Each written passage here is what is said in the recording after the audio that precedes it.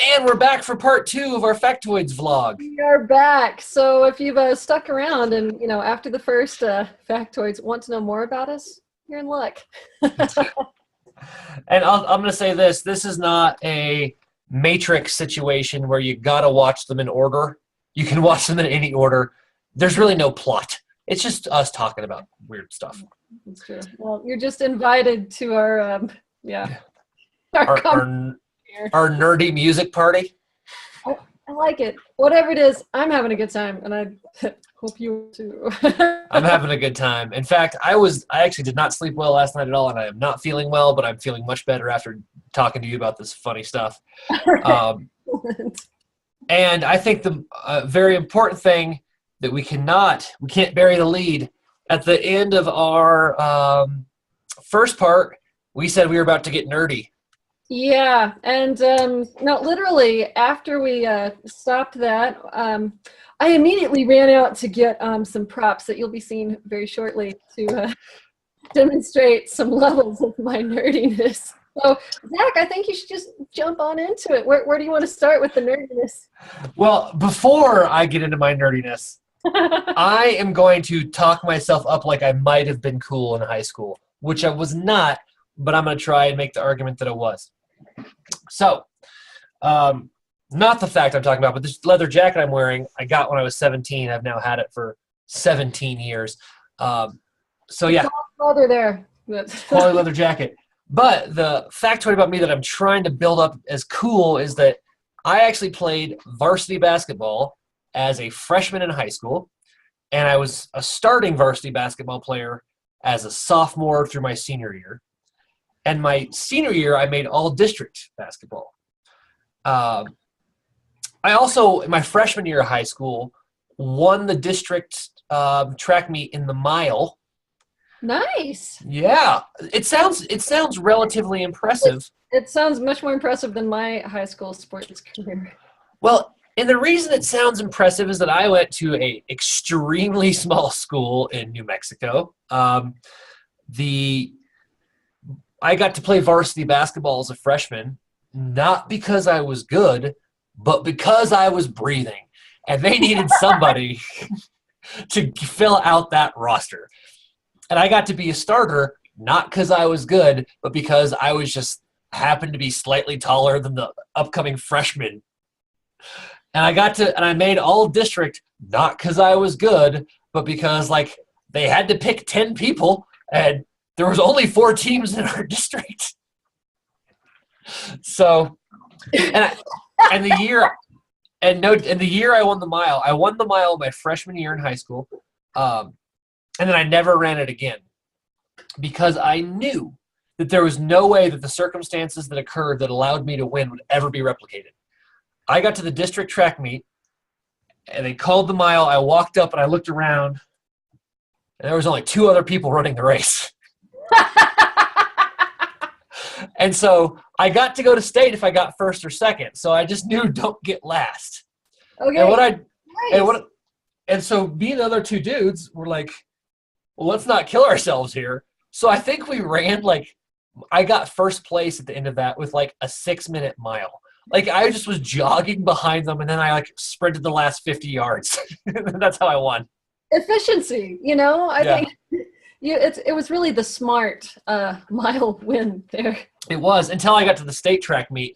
I started looking around at real athletes, and I went, this is not going to go well. And my goal was not to get lapped in the mile, which, keep in mind, is only 4 laps. If you get lapped in the mile, you're screwing up. So I was a jock in high school. You were. I thought you were compared to me. Somewhat similar story, but without the accolades and a list of accomplishments. I also fake list of accomplishments. I also was a high school athlete, and Ooh. and hold on, I happen to have would probably have better. Anyway, here's the team picture. Yep, I was on the volleyball team, and yeah. Doodles that I did on my page around that. So yeah, I think I played volleyball either 2 or 3 years, and I played basketball 1. It was I went to a tiny little private Christian school that at the time was called Faith Temple Christian School, and they've since changed to Faith Triumphant Christian School. And Oh, cool. yeah, so the initials still work. So FT is, it still works. Cool. Anyway, we were the Conquerors. Purple and silver were our colors. And because it was tiny, I graduated with a class of 7. I also got to be on teams because I was breathing, and also they were very nice. And not only did they need me, but they encouraged me. So this was actually for me as kind of a gangly teenager, and Me too. I'm more athletic now than I was in high school, actually, and so there you go. Yeah, I got to play and had a great time, and otherwise, if I would have stayed in a larger public school system, I probably would not have played any sports and invested more in my other endeavors. But as it was, Adams, thank you for encouraging me in high school there, letting me play. So I got to be part of the team. I totally forgot. I think the most important part of that entire thing you just said is that your graduating class was 7. Yes, I did. Graduated with 7, and yes, I was valedictorian. I graduated with 10, and I was co-valedictorian Nice. because I transferred in my senior year, and it like me and the dude who were like 1 and 2, we were like, can we just do a co thing? Because it just didn't feel right to like come in and be like this new dude. It was a weird political thing in small town New Mexico. Sounds like they, Did you give a valedictorian speech? Yes, I did. I'm sure that somewhere I have a copy of that. And I do remember parts of my speech because it kind of segues into I had just returned from International Science Fair. That's right. Why you got to bring that up, Ann?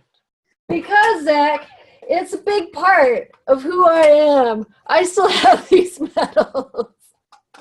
So I had missed like the last week of school because because I was traveling. And this was like the first time I rode an airplane was to travel to International Science Fair. Oh, it must have been so terrifying. It was really terrifying. Yeah, so you got to wear sweet orange badges. No, Ann. Hold on. Wait, there's more, Zach. I didn't get to wear the sweet badge. You wore the sweet badge. It's really heavy, really, too. So it's you really just your neck is thanking you now. Because when you go to International Science Fair, one of the things you do is you trade little pins with all your new best buddies, and then you get to wear them as the great prizes that they are. Yep, all the friends I didn't get to make. So for those of you that know this or may have picked up on this, Zach and I competed in science fairs only.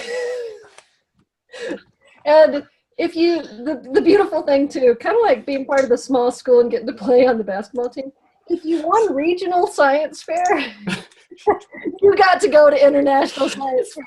So Just stupid. it's very stupid. So actually, I really was never really that great of a scientist, but they made me feel like a great one. And so yeah, if you won the small rural eastern New Mexico regional science fair, like sweet, you're going international. That's how it worked for me.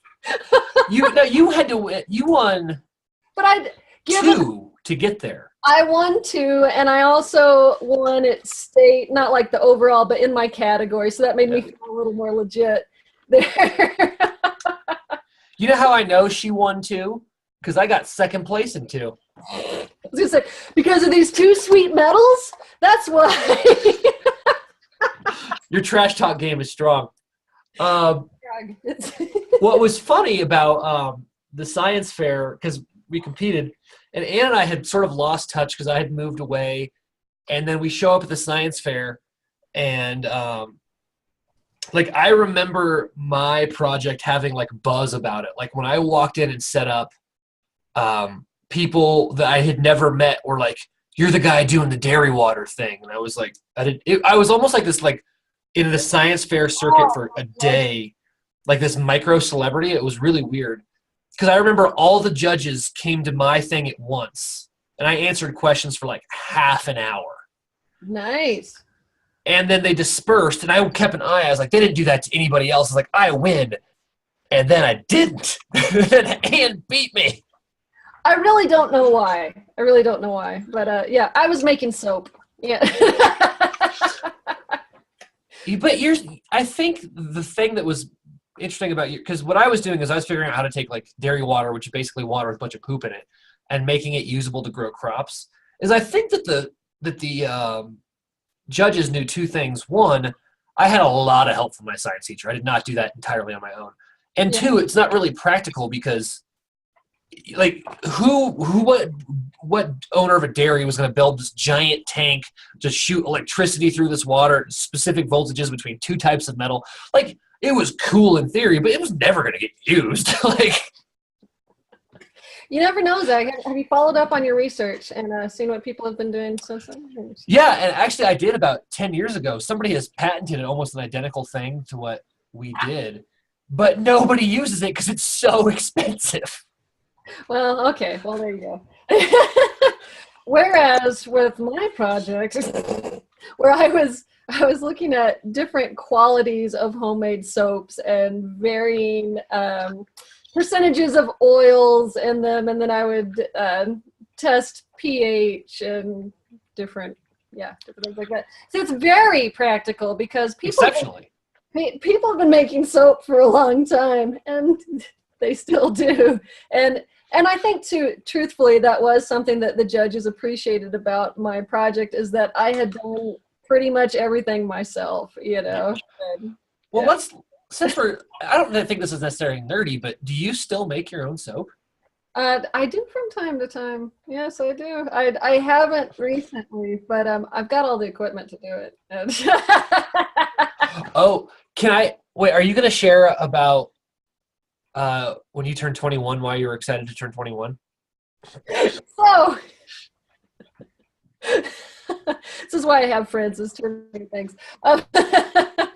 So yes, whenever I started very humbly in my soap making and quickly learned that coconut oil was indeed key. You want at least 20% coconut oil if you wanted to get a good lather, you know. This is cold process soap making, even though, you know, there's heat involved. It's at a relatively lower temperature than other processes. So yeah, points for all you soap makers out there. Also, if you wanted to make the really beautiful translucent soaps, and you needed vodka, and you needed alcohol. So this was really what I was most excited about when turning 21. Is like, sweet, I can take my soap making to the next level now. Go buy vodka, not have my mom go buy vodka for me. There's two things I love about that story. One is it's 100% true. About the time Ann turned 21, that's exactly what she told me. I remember it because it was the most ridiculous thing I ever heard. And two, I love the idea of your mom going into a liquor store, buying you like a handle of vodka, knowing you weren't going to drink it. It was for your soap. It's for my daughter's soap making. That's a good one. People, I can vouch for that. That's 100% true. Oh, so if you see me buying copious amounts of vodka, it's probably just soap making time. Probably. But I'm going to say, Ann, you did it a couple times. You would give me soap for a gift, and it was always like really nice. Like, even as a college dude, I was like, this is very nice. So No, she's good at it. Okay, this is dorky and related. And another strange factoid. I worked as a dispatcher for Debaca County Communications Center Oh yeah. for a couple years. And because generally the big things, you'd get the occasional 911 call, but mostly we'd like run license plates when they pulled people over in the school zone. And so I usually had a lot of free time on my hands. One of the things I did at dispatch when I wasn't taking 911 calls, I took up my chemistry book and would be reading it and reworking problems. That's kind of nerdy. Yep, there you go. That is kind of nerdy, Ann, but I'm going to say not as nerdy as the thing I'm about to share. Excellent. This is really just to set you up, Zach. Okay. I appreciate that. I started off the sports thing, and then we went science fair. Now you're easing me in. I don't feel so self-conscious. But aside from being a musician, and music's by far my favorite thing, I have to put both. Okay, got to get prepared for this. Brace yourself, people. It's rough. But aside from being a musician, like my favorite thing to do for like the past year is I have some friends that we play Dungeons and Dragons like weekly because we're super freaking cool. And Zach is the person who got me into Dungeons and Dragons. Which was like way back in like 6th grade. It's true. Actually, yep. I've got some pictures from those times. Oh, wait.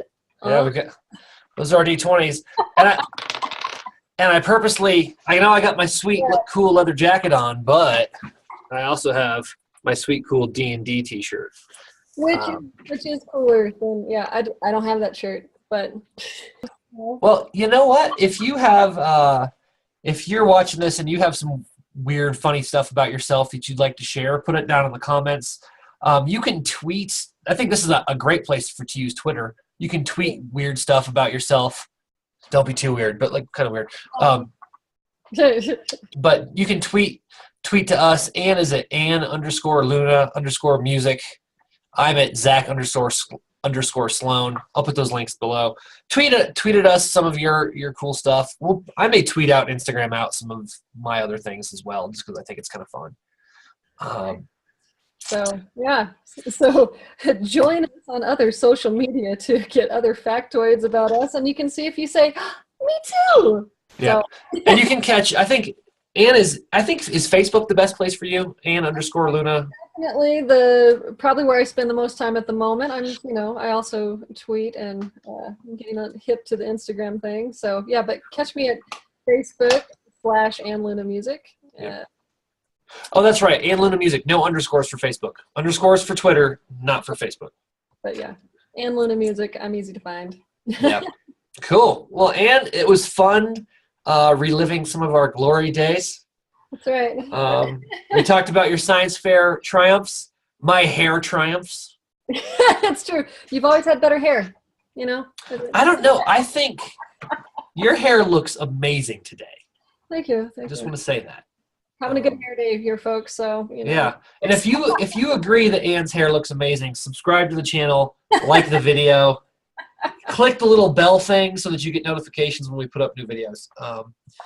Anyway, Ann, it's been a pleasure, and I will talk to you next time on the Break Free blog. Until next time, thank you, friends. Thank you, Zach. Namaste.